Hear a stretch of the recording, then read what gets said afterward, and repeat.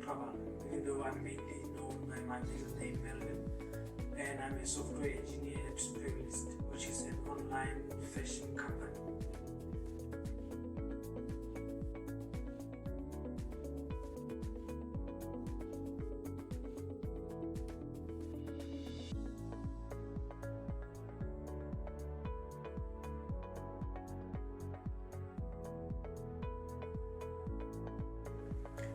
My high-level overview of what I do is creating software as well as the planning, all the planning that is involved in a software development lifecycle.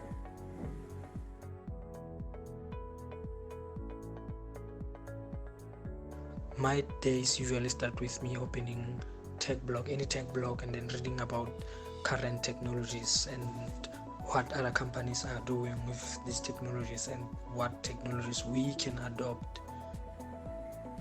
My days differ a lot because we work in different parts of the software. Sometimes if it's a new project, my day will be mainly involved in scoping the project and planning everything. But if we are in the middle of the project already, my day will involve working with subtasks of the project and writing the code itself and then shipping it to production. If let's say the company has just decided to add a new feature and then we are starting a new project on the website, so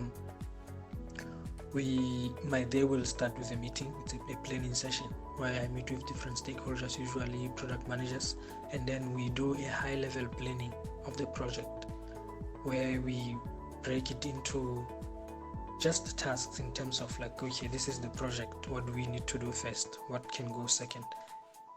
But one thing I should mention is when we are with product managers, we create different tickets on like the breaking down of the project. Each breakdown will have its own ticket, and then once we have these tickets, we go to engineers as well, and then we further break down all these tickets to subtasks. We use a tool called Jira, which will help us manage and monitor progress of different tasks and subtasks. So now we are done. We have created these subtasks which any engineer can pick up, including me, of course. The first thing is opening up my text editor. I currently use Visual Studio Code, which is a very good, in my opinion, text editor, which has a lot of plugins that help you with debugging. So our system is built using a microservice architecture. This is where you have different services that make up the larger service. In this way, it's easier to manage different services and we can deploy them separately. Currently, we still have an old API which was built in PHP that we still maintain a lot, but we are mainly moving it towards Python services. And then we recently started using Golang, which is a bit fast, and then we get performance speeds out of it. So it's different languages in different services, but mainly it's Python, PHP, and then Golang. That's the tool I use mainly. Most of the time I'm on that tool when I'm writing code. And then once the code is done and it's time to test, there are different ways of testing. Like you will write unit tests, which are part of code.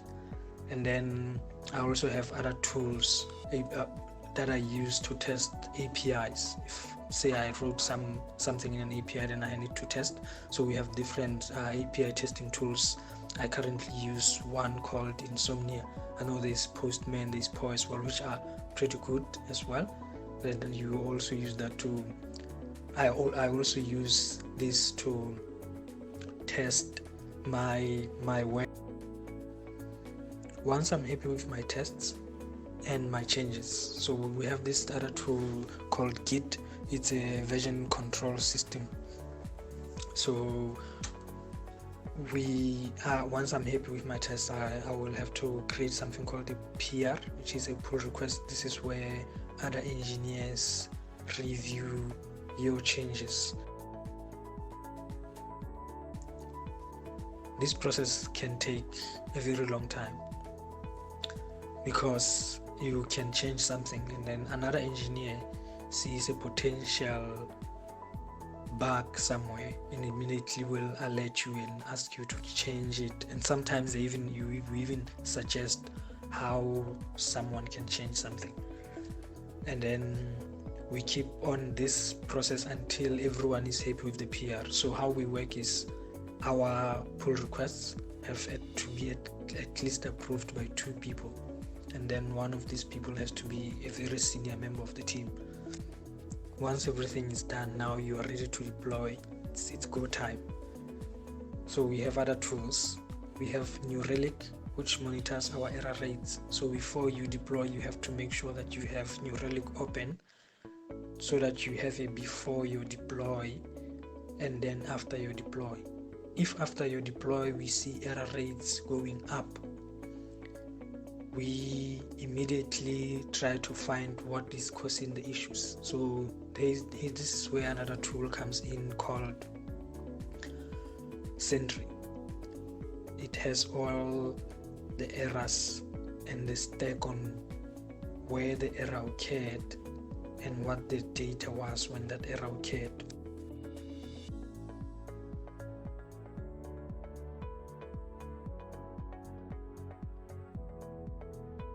One of the major things I like about software engineering is a concept called open source software.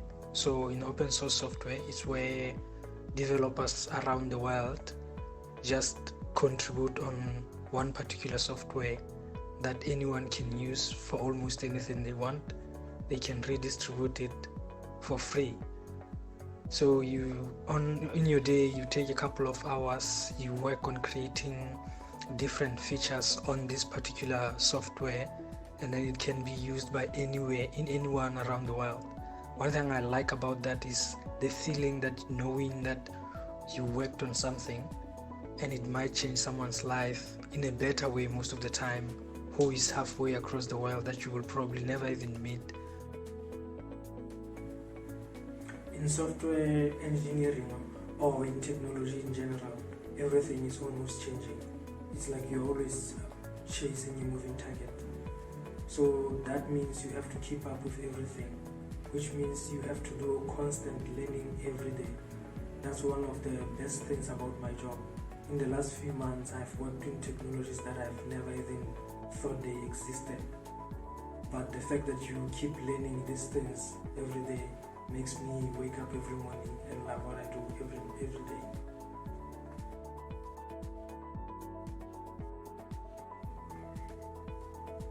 So most of the challenges will be when we work with really new technologies like bleeding edge.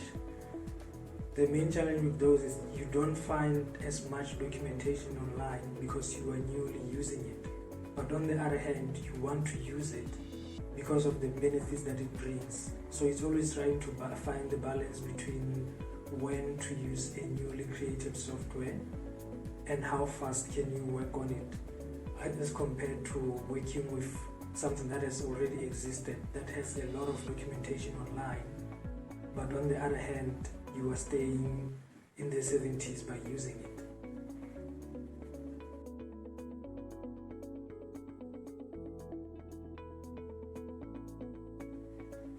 As I said, in technology, everything is almost always changing. So I think the most important skill in being involved in technology is like the ability to adapt or constantly learning every day. That's the most important skill that you will ever have.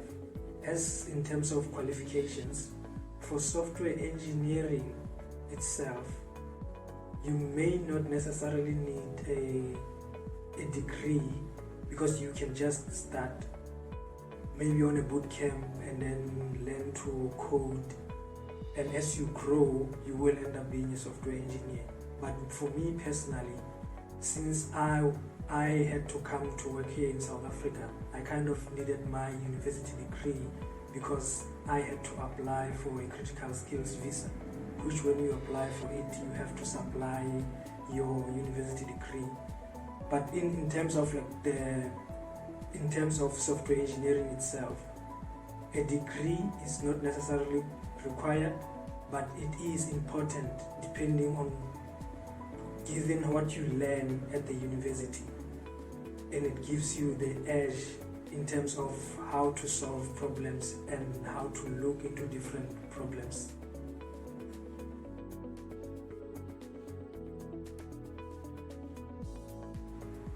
Yeah. As this time is known as the fourth industrial revolution, I will advise everyone to start at least even writing a single line of code, because this is the skill that is gonna last us for a couple of decades from now.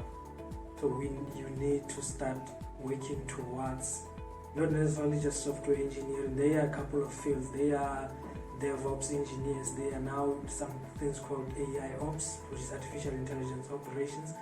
So I would advise someone to start getting into the field of software engineering.